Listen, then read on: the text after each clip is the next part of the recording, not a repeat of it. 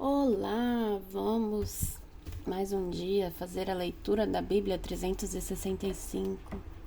Essa leitura que foi um propósito do meu coração de ler a Bíblia, né? Durante um ano. E esta Bíblia 365 está sendo usada para isto.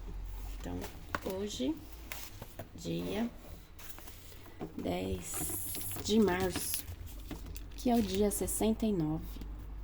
Vamos continuar a leitura no Antigo Testamento em Números, capítulo 14, versículo de 1 até o capítulo 15, versículo 16. Então, toda a comunidade começou a chorar em voz alta e continuou em prantos a noite toda. Suas vozes se elevaram em grande protesto contra Moisés e Arão. Ah, se ao menos tivéssemos morrido no Egito, ou mesmo aqui no deserto, diziam, porque o Senhor está nos levando para essa terra só para morrermos em combate? Nossas esposas e crianças serão capturadas como prisioneiros de guerra. Não seria melhor voltarmos para o Egito? E disseram uns aos outros, vamos escolher um novo líder e voltar para o Egito. Moisés e Arão se curvaram com o rosto em terra diante de toda a comunidade de Israel. Dois dos homens que tinham feito o reconhecimento da terra, Josué, filho de Num, e Calebe, filho de Jefoné, rasgaram suas roupas e disseram a toda a comunidade de Israel: a terra da qual fizemos o reconhecimento é muito boa. E se o Senhor se agradar de nós, ele nos levará em segurança até ela e a dará a nós. É uma terra que produz leite e mel com fartura. Não se rebelem contra o Senhor e não tenham medo dos povos da terra. Diante de nós eles estão indefesos. Não tem quem os proteja, mas o Senhor está conosco. Não tenha medo deles. Ainda assim, toda a comunidade começou a falar em apedrejar Josué e Calebe. Então, a presença gloriosa do Senhor apareceu na tenda do encontro a todos os israelitas. E o Senhor disse a Moisés: até quando este povo me tratará com desprezo? Será que nunca confiarão em mim, mesmo depois de todos os sinais que realizei entre eles? Eu os deserdarei e os destruirei com uma praga. Então farei de você um povo ainda maior e mais poderoso que eles. Moisés, porém, respondeu ao Senhor: o que os egípcios pensarão? Eles sabem muito bem do poder que mostrastes ao resgatar o teu povo do meio deles. Os egípcios informarão isso aos habitantes dessa terra, que já ouviram falar que vives entre o teu povo. Sabem, Senhor, que apareces ao teu povo face a face e que a tua nuvem permanece sobre ele e que vais adiante dele na coluna de nuvem de dia e na coluna de fogo à noite. Se exterminares todo esse povo com um só golpe, as nações que ouviram falar de tua fama dirão: o Senhor não foi capaz de levá-los à terra que jurou lhes dar. Por isso os matou no deserto. Por favor, Senhor, mostra que o teu poder é tão grande quanto declaraste, pois disseste: o Senhor é lento para se irar, é cheio de amor e perdoa todo tipo de pecado e rebeldia. Contudo, não absolve o culpado, traz as consequências do pecado do pai sobre os filhos até a terceira e quarta geração. De acordo com o teu grande amor, peço que perdoes os pecados deste povo, como tens perdoado desde que saíram do Egito. Então, o Senhor disse: eu os perdoarei como você me pediu. Mas tão certo quanto eu vivo e tão certo quanto a terra está cheia de glória do Senhor, nenhuma dessas pessoas entrará na terra. Todas elas viram a minha presença gloriosa e os sinais que realizei no Egito e no deserto. Repetidamente, porém, me puseram à prova, recusando-se a ouvir a minha voz. Jamais verão a terra que jurei dar a seus antepassados. Nenhum daqueles que me trataram com desprezo a verá. Meu servo Caleb, no entanto, teve uma atitude diferente dos demais. Permaneceu fiel a mim. Por isso, eu o farei entrar na terra da qual fez o reconhecimento, e seus descendentes tomarão posse dela. Agora, deem meia volta e não sigam rumo à terra onde habitam os amalequitas e cananeus. Amanhã partirão para o deserto em direção ao Mar Vermelho. Então o Senhor disse a Moisés e a Arão: Até quando precisarei tolerar esta comunidade perversa e suas queixas contra mim? Sim, ouvi as queixas dos israelitas contra mim. Agora digam-lhes o seguinte: Tão certo quanto eu vivo, declara o Senhor, farei com vocês exatamente aquilo que eu os ouvi dizerem. Todos vocês cairão mortos nesse deserto. Uma vez que se queixaram contra mim, todos com mais de 20 anos, que foram contados no censo, morrerão. Não entrarão, nem tomarão posse da terra que eu jurei lhes dar, para que nelas morasse. As únicas exceções serão Caleb, filho de Jefoné, e Josué, filho de Num. Vocês disseram que seus filhos seriam tomados como prisioneiros de guerra. Pois bem, eu os farei entrar na terra em segurança, e eles desfrutarão daquilo que vocês desprezaram. Mas quanto a vocês, cairão mortos neste deserto. Seus filhos serão como pastores, andando sem rumo pelo deserto durante 40 anos.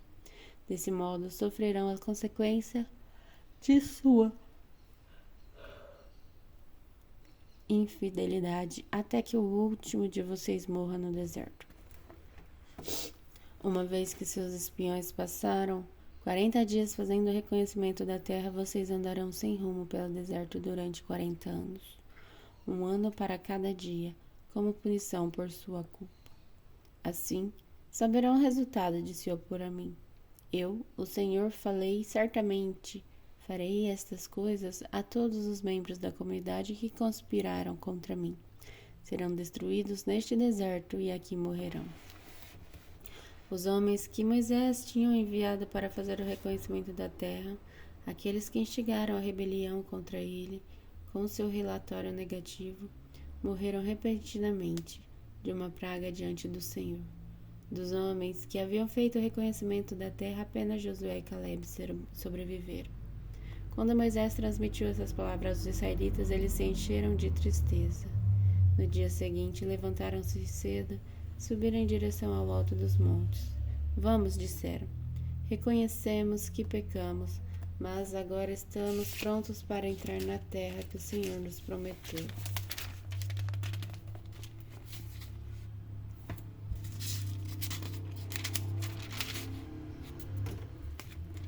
Moisés, porém, disse: Por que desobedecem à ordem do Senhor? Isso não dará certo. Não subam para a terra agora, pois o Senhor não estará com vocês. Seus inimigos os aniquilarão. Quando enfrentarem os amalequitas e cananeus na batalha, serão massacrados. Porque vocês abandonaram o Senhor, eles os abandonará. Arrogantemente, os israelitas avançaram até o alto dos montes, apesar de Moisés e a arca da aliança do Senhor terem ficado no acampamento. Então os amalequitas e cananeus que viviam naqueles montes desceram, derrotando os israelitas e os perseguiram até Hormá.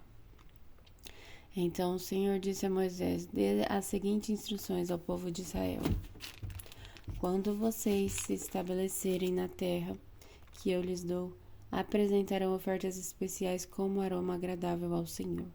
Essas ofertas poderão ser apresentadas de diferentes formas: um holocausto, um sacrifício para cumprir um voto, uma oferta voluntária ou uma oferta de alguma das festas anuais. E serão de seus rebanhos